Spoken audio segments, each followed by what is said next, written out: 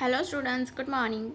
So in this e-communication chapter we have discussed so many points. In last session we have discussed about the email के forms के बारे में discuss किया, email कैसे compose करते हैं वो भी हमने डिस्कस कर लिया है. ओके, एंड ईमेल के एग्जाम्पल्स भी हमने देखे. तो नाउ अब हम नेक्स्ट पॉइंट हमारा स्टार्ट करते हैं which is types of E communication. तो ई कम्युनिकेशन जो है तो वहाँ पे कितने सोर्स अवेलेबल है, कौन से टाइप्स है जिसके थ्रू हम ई कम्युनिकेशन कंडक्ट कर सकते हैं. तो बुक में आपके सिलेबस में एग्जांपल है जहाँ पे 9 पॉइंट्स दिए हुए हैं. फर्स्ट है e commerce, E banking, e learning, video conferencing, e tendering, e auction, E filing, E booking, E stamping and e governance. तो ये सारे पॉइंट्स है जिसको हम इंडिविजुअली डिस्कस करेंगे. बट सब में कॉमन चीज़ क्या है कि ये सभी थिंग्स आप इंटरनेट के यूज़ से कर सकते हो. इंटरनेट के यूज़ से आप प्रोडक्ट परचेज कर सकते हो. बैंकिंग है, ई बैंकिंग है, तो बैंकिंग की जो सर्विसेज है वो घर पे बैठे बैठे वो रेंडर कर सकते हो. ई लर्निंग है, तो अभी भी आप घर पे बैठे बैठे लर्न कर रहे हो with the use of internet. Video conferencing है, इवन घर पे बैठे बैठे मीटिंग अटेंड कर सकते हो. ई टेंडरिंग है, टेंडर फाइल कर सकते हो. ई ऑक्शन है, ई फाइलिंग है, रिटर्न फाइल कर सकते हो. ई बुकिंग है, देन ई स्टैम्पिंग, ई गवर्नेंस है. तो ये सारी थिंग्स जो है, ये सारी जो सर्विसेज है वो आप इंटरनेट के यूज़ से ये सारी कंप्लीट कर सकते हो. तो देखते हैं various types of e-communication. Revolutionary change has occurred in communication due to electronic gadget and internet. तो ये जो सारे इलेक्ट्रॉनिक गैजेट्स हैं, मोबाइल फ़ोन, तो इसमें जो रिवोल्यूशन हुआ है उसकी वजह से इसका यूज़ बहुत ज़्यादा हो गया है. इंटरनेट का यूज़ बहुत ज़्यादा हो गया है. Modern trend is developing the scope of communication. E-communication is used in various form of different sector and field on a large scale. As per the syllabus, there are various types of e-communication. और book हमारे syllabus में कितने types है, first है e commerce है, e banking है. तो ये सारे टाइप्स हम इंडिविजुअली डिस्कस करते हैं. ओके, तो फर्स्ट है हमारा ई कॉमर्स. तो ई कॉमर्स क्या होता है, फर्स्ट हम उसका ओवरव्यू देख लेते हैं. अगर आप टीवी शोज़ और वगैरह देखते हो तो वहाँ पे एक नापतोल टीवी शो आता है. तो नापतोल पे क्या होता है कि उसमें क्या होता है कि ऑनलाइन वो लोग प्रोडक्ट की एडवर्टाइजमेंट प्रमोशन करते हैं. वहाँ पे एसएमएस की फैसिलिटीज़ भी दी गई है, वहाँ पे नंबर भी दिया होता है. तो आपको अगर प्रोडक्ट चाहिए तो आप उस नंबर पे कॉल करके अपना ऑर्डर दे सकते हो. तो वहाँ पे ऑनलाइन परचेजिंग होती है. जो मैन्युफैक्चरर होते हैं वो अपने प्रोडक्ट का ऑनलाइन एडवर्टाइजमेंट करते हैं और कस्टमर घर पे बैठे बैठे ऑर्डर कर सकता है. तो वो ई कॉमर्स का बेस्ट एग्जांपल है. तो ई कॉमर्स डिस्कस करते हैं when a product is sold और purchase without any restriction of time and price. तो प्राइस एंड टाइम के कोई रेस्ट्रिक्शन नहीं होते, आप कभी भी ऑर्डर कर सकते हो, परचेज कर सकते हो with the use of electronic media through internet. तो अपने मोबाइल से इंटरनेट के यूज़ से आप ये ऑर्डर प्लेस ऑन कर सकते हो. तो इसे हम ये पूरी प्रोसेस को क्या बोलेंगे, ई कॉमर्स, जहाँ पे परचेजिंग एंड सेलिंग होती है without any restriction of time and place with the use of electronic gadget. तो ये दोनों टर्म्स होनी चाहिए जब कभी भी डेफिनेशन पूछी जाए, इसके ऊपर नोट पूछी जाए. तो फर्स्ट आएगी उसकी डेफिनेशन जहाँ पे हम क्या इंक्लूड करेंगे कि वहाँ पे कोई रेस्ट्रिक्शन नहीं होता टाइम एंड प्लेस का. E commerce is also called online shopping. Business unit display the product manufactured by them, service offer on website or advertise them on television, encouraging viewers to place online orders. तो लोग क्या करते हैं, जो manufacturer है वो उनकी product की प्रमोशन के लिए क्या करते हैं, वेबसाइट्स बनाते हैं जहाँ पे वो लोग प्रोडक्ट के प्रमोशन, उसकी एडवर्टाइजमेंट करते हैं. एंड दूसरा ऑप्शन होता है कि टीवी पे भी प्रमोशन कर सकते हैं। तो टीवी पे भी बहुत सारी एडवर्टाइजमेंट आती है बहुत प्रोडक्ट की, तो उससे क्या होगा कि जितने लोग उसको देखेंगे तो उससे डिमांड इंक्रीज होगी और वो लोग उसे परचेज करेंगे। प्रोडक्ट आर सोल्ड और purchase either by visiting the website or through mobile phone, telephone and SMS. तो इसके यूज़ से प्रोडक्ट परचेज कर सकते हो, सेलिंग भी इसके यूज़ से होती है। और अभी आपने कॉन्सेप्ट देखा होगा तो रिटेलिंग होगी, उसमें भी ई रिटेलिंग कॉन्सेप्ट आ गया, ई टेलिंग कॉन्सेप्ट आ गया। तो उसमें क्या होता है कि आप मैन्युफैक्चरर नहीं हो, नॉर इवन रिटेलर हो, आपकी कोई शॉप नहीं है, फिर भी आप क्या करते हो, मीशो जैसी ये ऐप्स होती है तो वहाँ से लोग क्या करते हैं कि वहाँ पे जो प्रोडक्ट्स होती है, जो मैन्युफैक्चरर होते हैं जिसने प्रोडक्ट वहाँ पे शो की है, तो दूसरे लोग क्या करते हैं कि उसको अपने कॉन्टैक्ट में शेयर करते हैं, व्हाट्सएप में स्टेटस स्टोरीज डालते हैं। तो जितने लोग उसको देखेंगे थोड़ा मार्जिन रख के प्राइस वो लोग वहाँ पे शो करते हैं। तो इससे क्या होगा कि जो मार्जिन होगा उसका बेनिफिट उस पर्सन को होगा। तो अभी ये कॉन्सेप्ट आ गया ई टेलिंग का। Okay, then cash on delivery का भी कॉन्सेप्ट हो गया, डेबिट कार्ड है, क्रेडिट कार्ड है। The scope of business has increase due to e commerce. तो ई कॉमर्स की वजह से बिजनेस का स्कोप बहुत इंक्रीज हो गया है। अब आप मान लो कि ई टेलिंग का कॉन्सेप्ट अभी नहीं आया होता, सिर्फ ओनली रिटेलिंग का होता, तो अभी की जो सिचुएशन है उसकी वजह से बिजनेस को कितना अफेक्ट होता। अगर आप ऑनलाइन उसको प्रमोशन नहीं करोगे, एडवर्टाइजमेंट नहीं करोगे, तो सामने वाला कस्टमर कैसे उसको प्रीफर करेगा, कैसे उसकी डिमांड बढ़ेगी। तो ई टेलिंग की वजह से देन कैश ऑन डिलीवरी का भी ऑप्शन होता है, तो इसकी वजह से कस्टमर घर पे बैठे बैठे ऑर्डर दे सकता है और अपना जो प्रोडक्ट है उसको रिसीव भी कर सकता है। देन बिजनेस स्कोप उसका बढ़ गया है। E commerce could be facilitated from business theme to business themes, from business theme to customer, from customer to customer।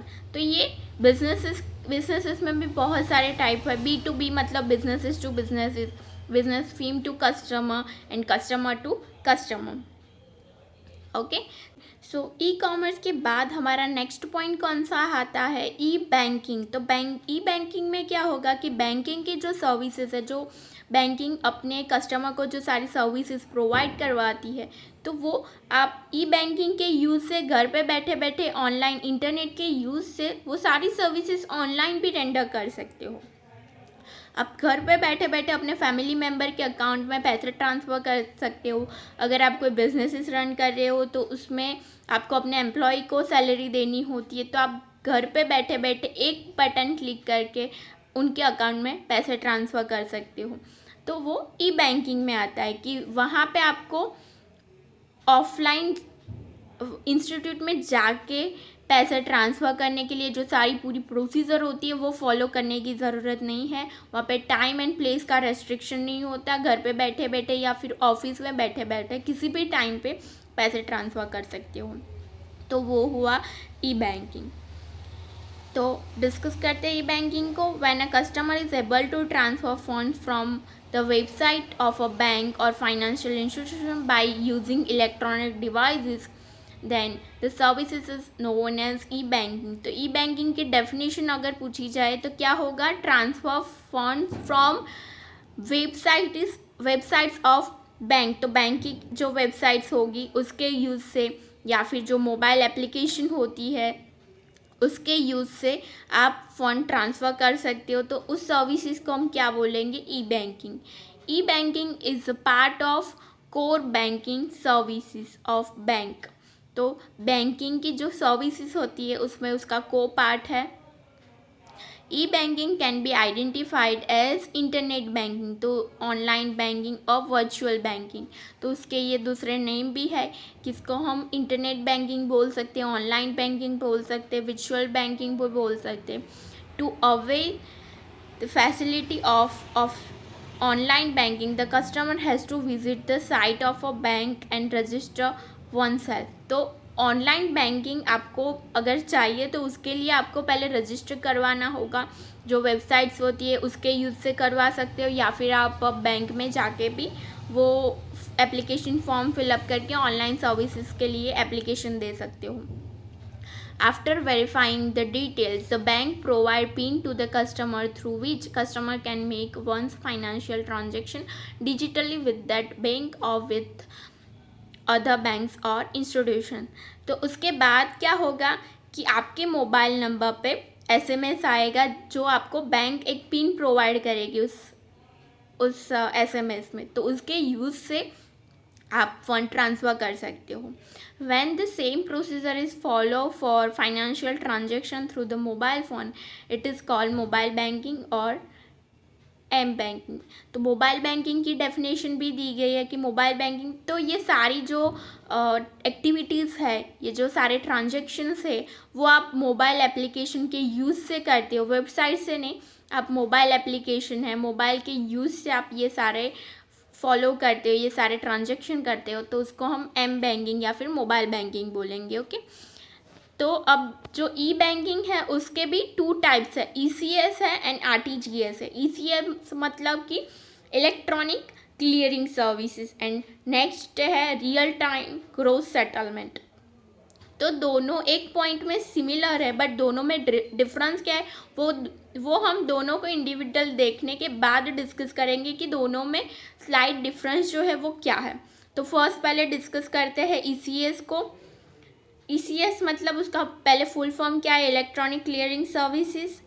Facility of transferring money from one bank to another bank or to another institution through electronic system is known as ECS. तो ECS में क्या होता है कि आप अपने account से किसी दूसरे पर्सन के अकाउंट में पैसे ट्रांसफ़र कर सकते हो. तो उसका अकाउंट में भी दूसरे बैंक में हो. आप एग्जांपल ले सकते हो कि आप बिजनेस रन कर रहे हो, तो आप एज अ मैनेजर आपका अकाउंट BOB में है और आपके एम्प्लॉय का अकाउंट HDFC में है, और आप यहाँ पे ECS में क्या होता है कि यहाँ पे बल्क में ट्रांसफ़र होता है. एक एम्प्लॉय को या फिर 2 एम्प्लॉय के, ऐसा नहीं, सारे एम्प्लॉय को पैसे ट्रांसफ़र होते हैं और एक ही टाइम पे होते हैं. तो अगर किसी पर्सन को बल्क में पैसे ट्रांसफ़र करने हैं तो वो ECS की सर्विसेज लेगा. ओके. तो ये ही स्लाइड डिफरेंस है RTGS और ECS में. तो ECS में क्या हम कौन सा एग्जांपल डिस्कस कर रहे थे कि जो एम्प्लॉयर है उसको अपने एम्प्लॉय के अकाउंट में पैसे ट्रांसफ़र करने. यहाँ पे दोनों की इंस्टीट्यूशन भी डिफरेंट है, एक की BOB थी, एक की HDFC थी. तो एम्प्लॉयर को एम्प्लॉय के अकाउंट में पैसे ट्रांसफ़र करने हैं, तो वो ECS के यूज़ से ईजीली पैसे ट्रांसफ़र कर सकते हैं विदाउट एनी हर्डल. तो ये कॉन्सेप्ट है ECS का. ECS is useful for receiving as well as paying money. Large institutions take advantages of ECS to make regular payments such as salary, pension, interest, dividend, etc. तो यहाँ पे example भी वैसे ही दिए हैं कि जो इंस्टीट्यूशन होती है तो वो लार्ज में जब पेमेंट करती है, लाइक सैलरी देनी होती है, पेंशन देना होता है, इंटरेस्ट, डिविडेंड प्रोवाइड करवाना होता है, तो वहाँ पे वो लोग ECS की सर्विसेज रेंडर करते हैं. Individual customer of the bank use ECS to pay bills such as insurance premium, light bill, telephone bill, monthly installment, etc. that are their regular payment. ECS transactions are notified to customer through SMS to their registered mobile number. तो यहाँ पे SMS के through information दी जाती है. Okay. तो ये हुआ ECS. Okay.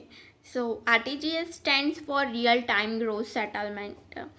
तो यहाँ पे जब आपको इमीडिएटली कोई पैसे ट्रांसफ़र करने हैं तो आप RTGS का यूज़ करते हो, और यहाँ पे नेफ्ट और RTGS का ECS का एक पार्ट था नेफ्ट. तो नेफ्ट और RTGS में स्लाइट डिफरेंस यही होता है कि आप RTGS में इमीडिएटली पैसे ट्रांसफ़र कर सकते हो. यहाँ के टाइम का बैरियर नहीं होता. आपने अभी अपने अकाउंट से अपने फ्रेंड के अकाउंट में पैसे डाले हैं तो उसको इन बिटवीन 30 मिनट्स वो पैसे उसके अकाउंट में ट्रांसफ़र कर दिए गए होते हैं through the use of internet. तो और ईसीएस या फिर नेफ्ट में क्या होगा कि वो इमीडिएटली ट्रांसफ़र नहीं होता, वहाँ पे बैचेस होती है, तो बैचेस स्लॉट्स होते हैं, तो स्लॉट्स के वाइज वो पैसे ट्रांसफ़र होते हैं।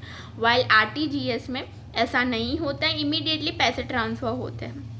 The online service is available to customer of a bank to transfer amount from one account to another almost instantly or within a very short time is known as real time gross settlement। तो ये RTGS का ये एक main characteristic है कि real time मतलब instantly पैसे transfer होते हैं, और अगर टाइम लगता भी है तो वो बहुत शॉर्ट टाइम होता है। RTGS transaction are notified to customer through SMS to their register mobile number। यहाँ पे भी नोटिफिकेशन दोनों में ये है कि नोटिफिकेशन दी जाती है कस्टमर को through SMS to their register mobile number. तो जो मोबाइल नंबर रजिस्टर होगा बैंक के साथ उसके यूज से SMS दिया जाता है। RTGS services are charge by concern bank as per their rules. तो यहाँ पे चार्जेस भी होते हैं, और वो चार्जेस के रेट कितने होंगे तो वो बैंक वाइज डिफरेंट होते हैं। The following information is to be file in online form for RTGS. The amount to be transfer. तो जब आप आरटीजीएस फॉर्म फिलअप करते हो तो उसमें क्या क्या रिक्वायरमेंट होती है वो दी हुई है। The amount to be transfer, name of the account holder bank in which amount is to be transfer, the account number of the account holder of the bank in which amount is to be transferred, and IFSC code भी होता है, वो भी यहाँ पे input करना होता है। तो ये जनरल डिटेल्स थी जो आपको पैसे ट्रांसफ़र अगर करने हैं आरटीजीएस के यूज़ से तो आपको इतनी डिटेल्स डालनी होगी। फर्स्ट था the amount to be transfer, तो कितनी अमाउंट ट्रांसफ़र करनी है, IFSC कोड होता है, name of the account holders bank in which amount is to be transferred, the account number of the account holder। Okay तो ये requirement थी कि आपको इतनी इनपुट देनी होती है। ओके तो यहाँ पे हमने ई बैंकिंग के दो टाइप डिस्कस किए, वन था ईसीएस एंड आरटीजीएस। उसके पहले हमने ई कॉमर्स भी स्टडी किया। ओके